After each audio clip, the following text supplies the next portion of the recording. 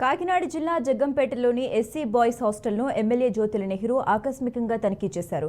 Hostel భవనం నిర్మించి 40 ఏళ్లు అవుతుందని, గత ప్రభుత్వంలో నిధులు సమకూర్చడంతో గదులు శిథిలా వ్యవస్థకు చేరుకున్నాయని జ్యోతుల నెహ్రూ తెలిపారు.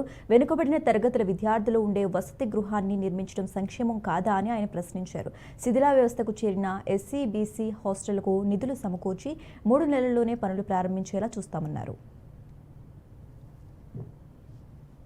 ఈరోజు పరిస్థితి ఎంత తాపత్రయం ఇక్కడ ఉన్నటువంటి వార్డుల్లో తాపత్రయం కనపడుతుంది.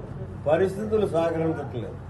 ఒక పక్క బిల్డింగ్ పూర్తిగా డిస్మాంటల్ పొజిషన్కి రావడం, రెండు గత ప్రభుత్వం మరి వీటి మీద దృష్టి పెట్టకపోవడం, ఇవన్నీ కలిసి ఇవాళ చాలా ఎలా ఉందంటే ఇది మనం చూడండి, బురదగుంట పందులు దొరిలే బురదగుంట ఏ రకంగా ఉంటుందో ఆ రకమైన వాతావరణంలో కనిపిస్తున్నటువంటి పరిస్థితి.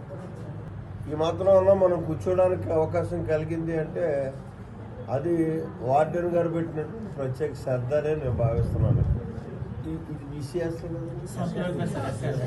ఎస్సీ హాస్టల్, ఇది ఆ పక్కన బీసీ హాస్టల్ టోటల్గా కొలాప్స్ అయిపోయింది.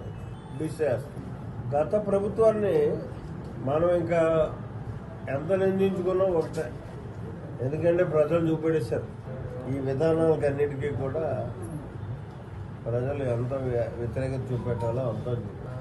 కానీ నాకు కలిగే ఇబ్బంది ఏంటంటే ఆయన ఇవాళకి కూడా జగన్మోహన్ రెడ్డి గారు నేను చేసిందే కరెక్ట్ అంటున్నాడు. అందుకోసం ప్రస్తావించే తప్పటం లేదు.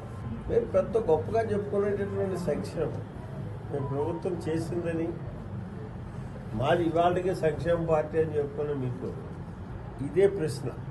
ఈ హాస్టలే ఒక ప్రశ్న. ఇది సంక్షేమం కాదా?